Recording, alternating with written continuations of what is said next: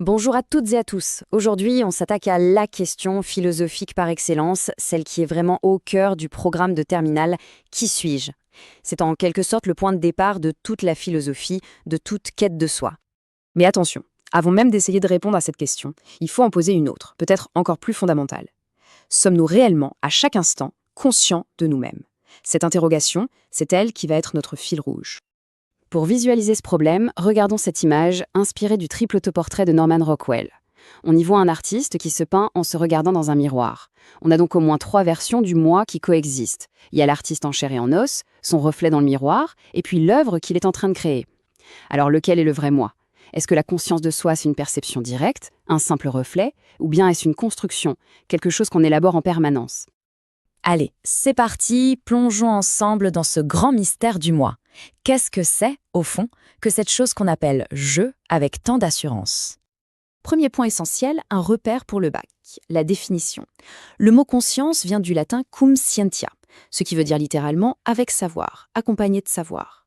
La conscience, c'est donc un savoir qui accompagne nos pensées et nos actions.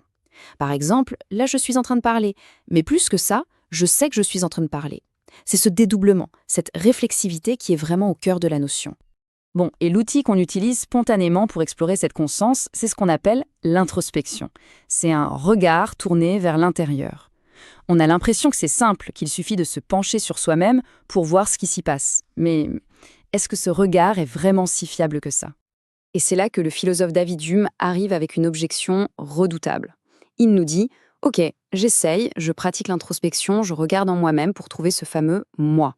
Et qu'est-ce qu'il trouve? Jamais un moi stable, un noyau dur. Il ne trouve qu'un flot permanent, un chaos de pensées, de sensations, d'émotions. Comme il le dit lui-même, je ne peux jamais me saisir moi en aucun moment sans une perception. La conclusion est vertigineuse. Et si ce moi que l'on croit si solide n'était en fait qu'une illusion? Vous voyez, la critique de Hume, elle nous place face à une alternative fondamentale.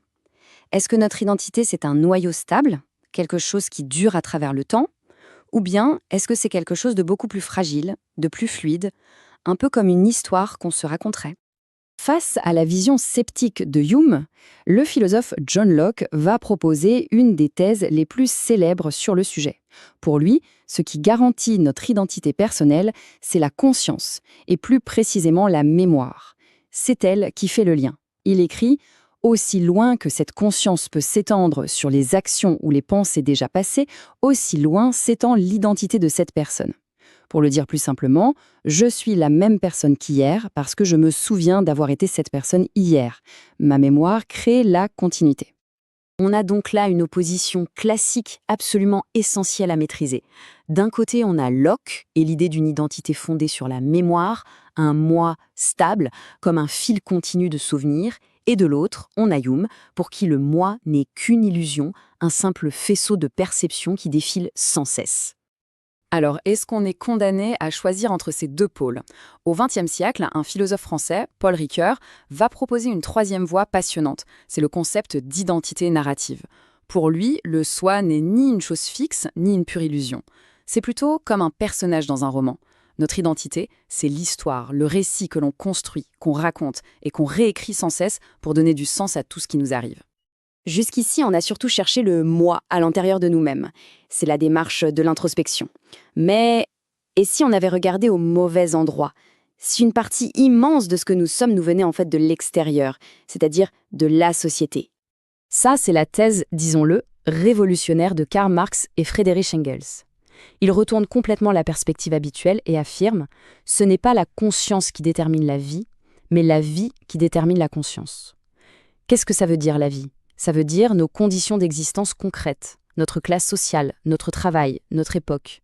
Pour eux, nos idées, nos valeurs, bref, notre conscience, tout ça est le produit de notre environnement social.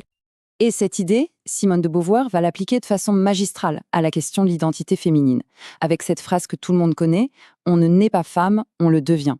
Ce qu'elle veut dire par là, c'est que l'identité femme n'est pas une donnée biologique naturelle, une sorte d'essence, mais que c'est avant tout une construction sociale et culturelle.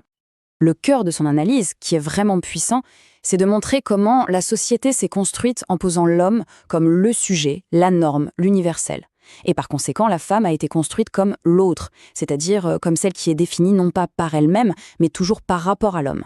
La leçon générale, c'est que notre identité la plus intime est en fait modelée par le regard des autres et par les rôles que la société nous impose. Allons encore plus loin. On a cherché le moi à l'intérieur, puis dans la société, mais il y a un présupposé dans tout ça. On a toujours admis que le je qui pose la question est un être humain. Mais est-on si sûr d'être les seuls êtres conscients ? Le philosophe Henri Bergson nous lance un défi assez provocateur. Il nous dit en substance « Prouvez-moi que je suis conscient ». C'est impossible. C'est le fameux problème du solipsisme. Au fond, la seule conscience dont on peut être absolument certain, c'est la sienne. Mais alors, comment savoir ce qui se passe dans la tête d'un autre être humain et a fortiori dans celle d'un animal ? Pour réfléchir à ça, une œuvre de science-fiction comme La planète des singes est une expérience de pensée géniale. Le roman inverse les rôles. Les singes deviennent l'espèce dominante et consciente, et les humains sont réduits à l'état d'animaux.